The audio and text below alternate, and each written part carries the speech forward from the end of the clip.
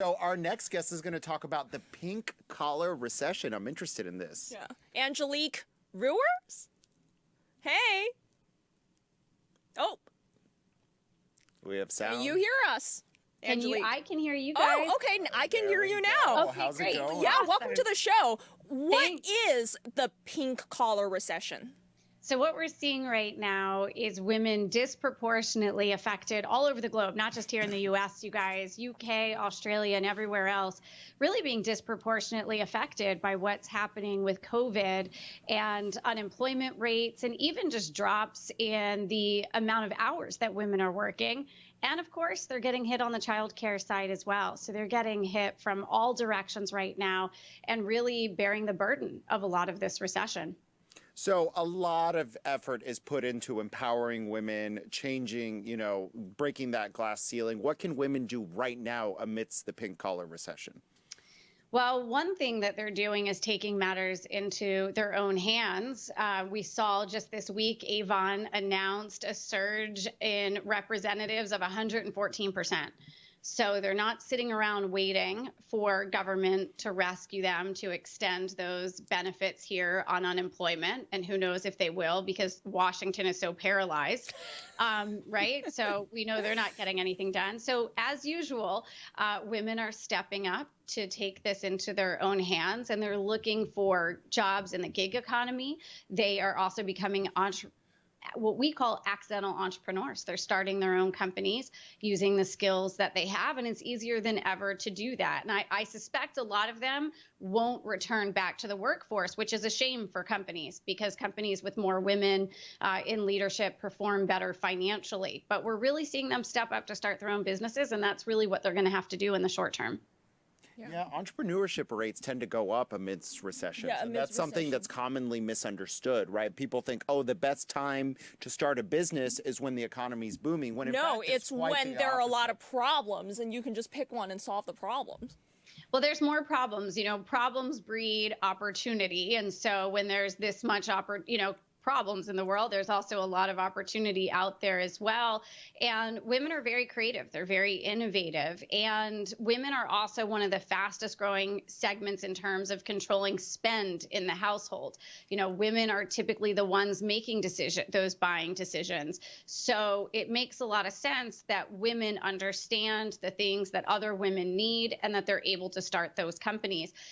They just have to be careful. One piece of advice we're always giving to women business owners is make sure that if you are going to start a company, you're really thinking about who your target audience is. You want to make sure that you are building a profitable target market. We've seen one of the other things that's layering into this pink recession, you guys, is that a lot of these programs that the government is putting money into are actually going to benefit men, not women. Australia just put $270 billion into their defense sector. That's going to help male-owned companies, not women-owned companies, because there are more male companies serving the defense sector.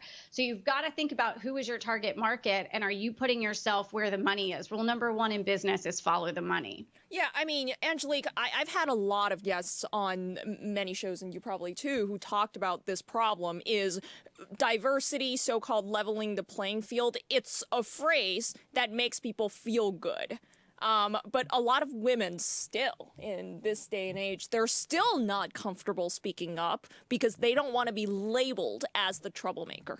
Right? When a man is assertive, then, he is a leader. But if a woman is assertive, she's so bossy. Let's get rid of her. From what you see, how many women these days are comfortable actually speaking up for themselves? Oh, it's still a huge problem. And we have that unconscious bias there because there is a double standard of how bold, confident women are seen versus the same behaviors in men. And there have been a lot of programs over the years that have tried to teach women really how to assimilate, which my personal opinion on that is that that's an insane way to go about doing this.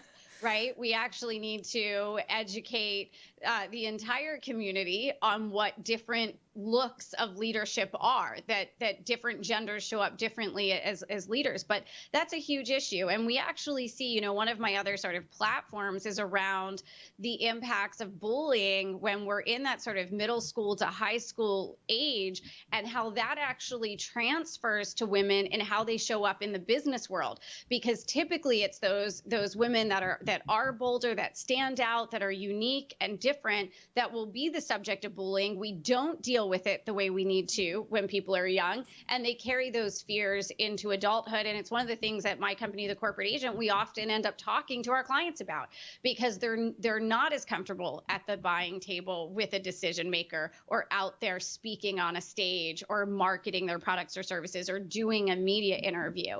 And so, it's that confidence building and really giving them the permission to have their voices heard. But guys, look, if we don't have women's voices out there, if those voices aren't heard, we're going to continue to have situations like, the pink collar recession, where women continue to be disproportionately affected, or not getting the money in Silicon Valley, or not being CEOs of the Fortune 500. So we're going to have to change this from the ground up. So, Angelique, we're almost out of time, but I have one question for you. One of the things that's not such an unconscious bias, it's more of a conscious bias, is that women are expected to have children, and that if they can't have it all, and there are people, it's a huge hot button issue.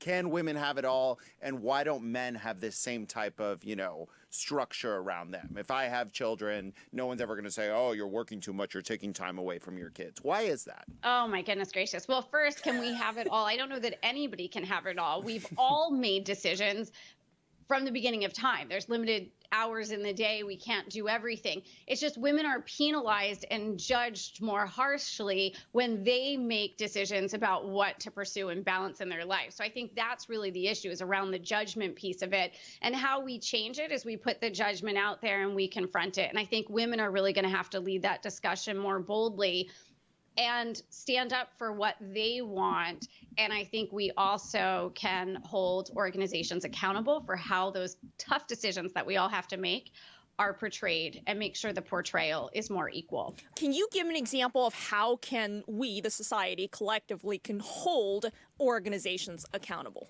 The biggest is with our dollars. Is with our purse, is with our wallet. We saw just a couple of months ago, Goldman Sachs announced that they're not going to take companies public if they don't have women on the board of those companies before they're public. Part of that is because Goldman Sachs is seeing that those companies that have more diversity are more successful in connecting with women, and then there's more spending. They're not doing it just out of the the goodness of their hearts. No. They're doing it because of the money. So we have to make sure that, especially because women control so much of the spend out in the economy, that we're putting those dollars where the companies are aligned with supporting women.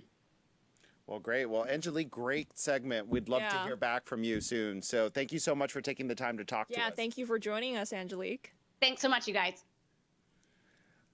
It's so funny that women are half the population, and that in a lot of organizations, it's a real problem. We are a gender, 50-50 organization here. Yeah. And I think that's really important. I think in media, it's better.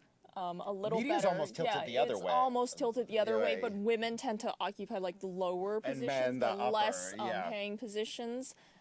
There are some industries, I've worked in them, you probably worked in them, they're just 90-ish.